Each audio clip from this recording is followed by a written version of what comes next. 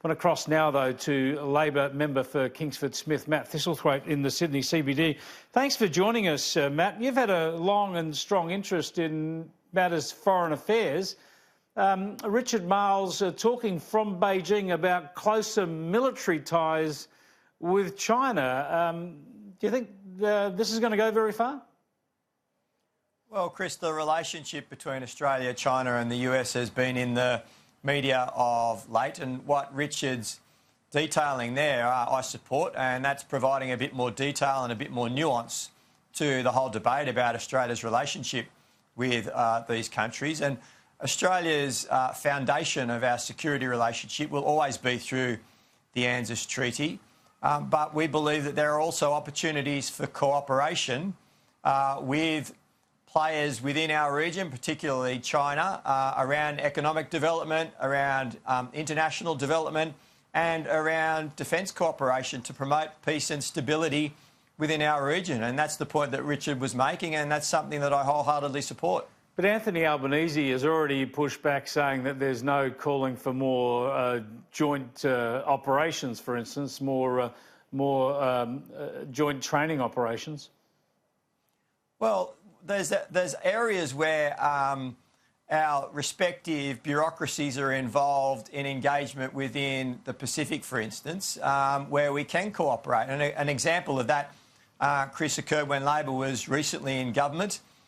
We had a program where we worked cooperatively with China on malaria eradication in Papua New Guinea. So that's an example of Australia and China as nations coming together to deal with what's a very, very big issue in the Pacific for one of our most important neighbours. And sure, but Richard Marles is talking about military cooperation, and how do we deepen our military cooperation and engagement with a country that has just been fingered for a cyber attack on our own parliament?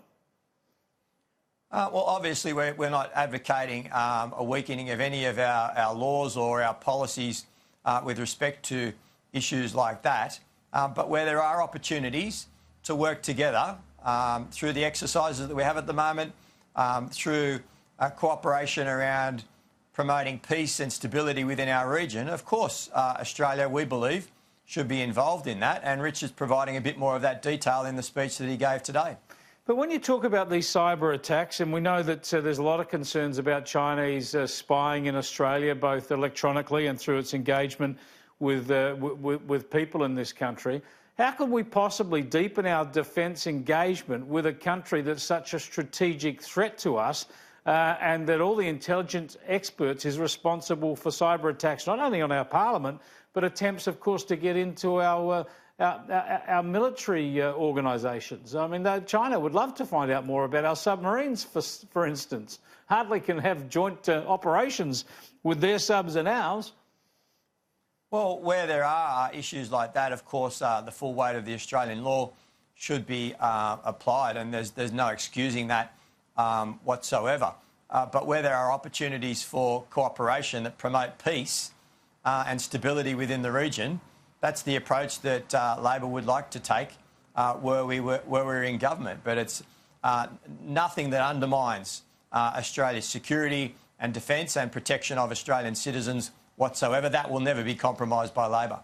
What's your view, Labor's view, about Scott Morrison's call in his speech from Chicago in the past 24 hours for China to lose its developing nation status under the World Trading Rules? You'd agree with that as an aspiration, wouldn't you?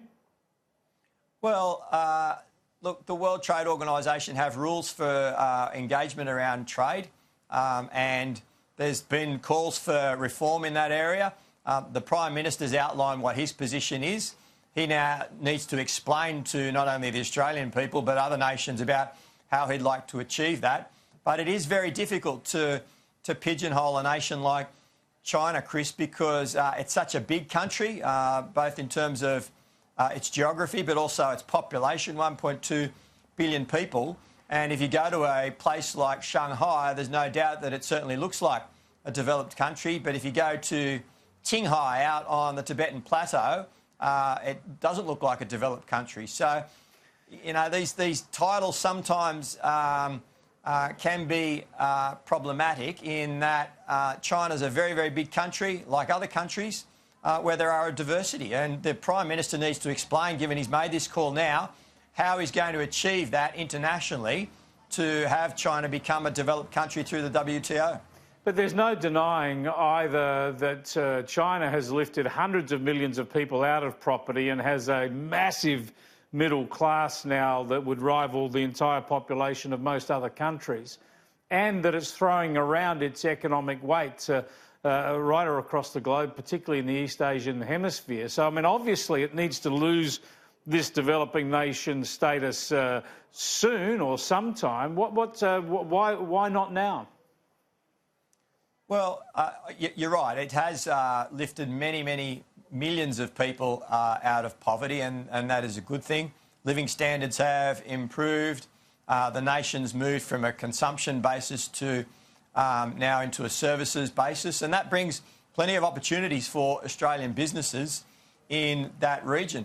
But there's a process that Labor supports of being involved in international organisations like the WTO, where these types of things are discussed, where there's consultation and decisions made. And given that the Prime Minister's made this call now, we'd like to see him provide a bit of the detail for us so we can consider it about how he's going to achieve that.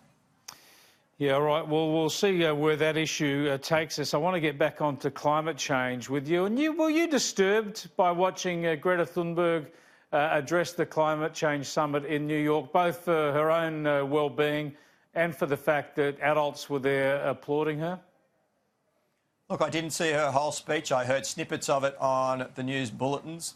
But I think it's a good thing to see young people, not only in Australia but throughout the world, caring about their future, taking an interest in learning about the science of climate change, how it's potentially going to affect our economy and living standards in the future, and urging adults to take the issue more seriously and to look to how it's going to affect that generation, because ultimately the decisions that we make now, Chris, have a larger bearing on our kids and our grandkids when it comes to climate change.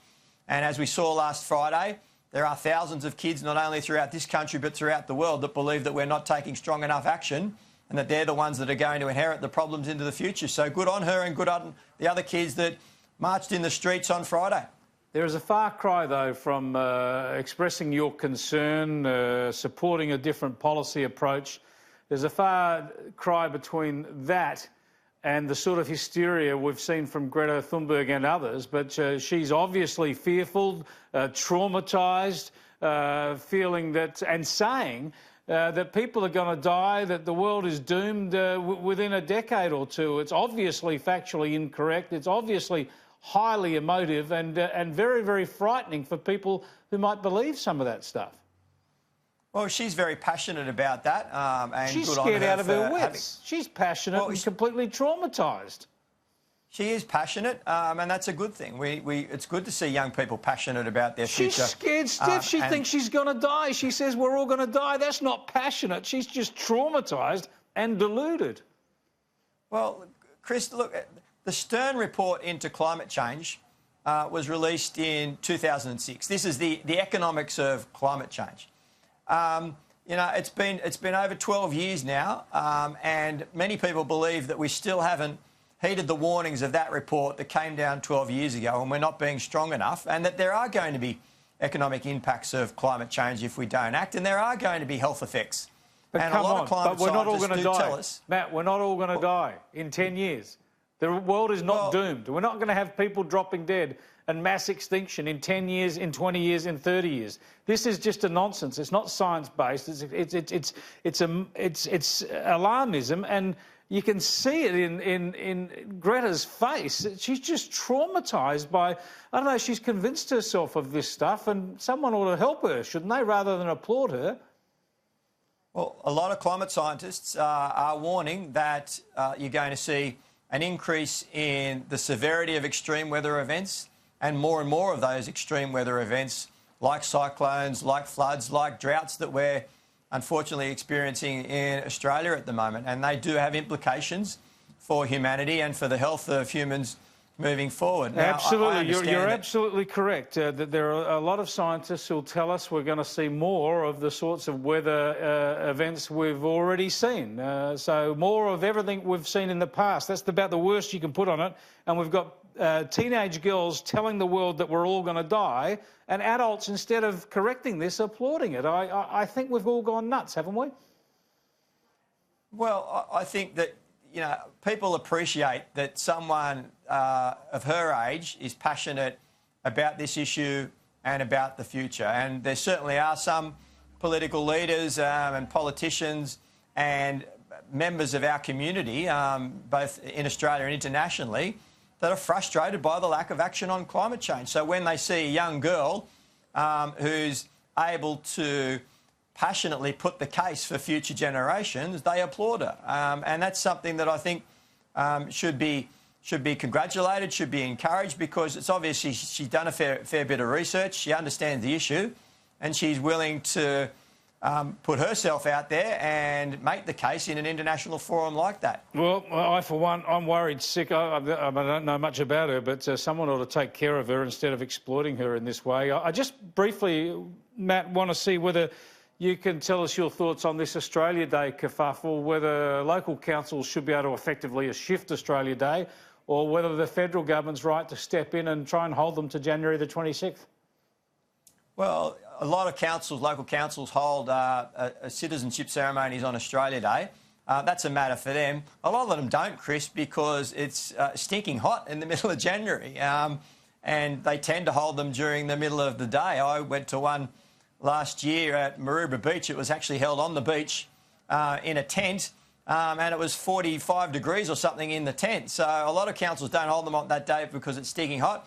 But, Chris, my hope is that one day Australians will vote to have our own head of state, will vote to become a republic, and that will naturally become Australia's National Day, something that we can all unite behind, and will remove this controversy about Australia Day and get behind a national day where we've voted democratically to become a republic and have our own head of state. Yep, and as the first president, I will declare that day shall be September the 28th, the grand final day. Thanks very much, Matt. I hope I get the opportunity to vote for you, Chris. So do I. Thanks, Matt. Appreciate your time.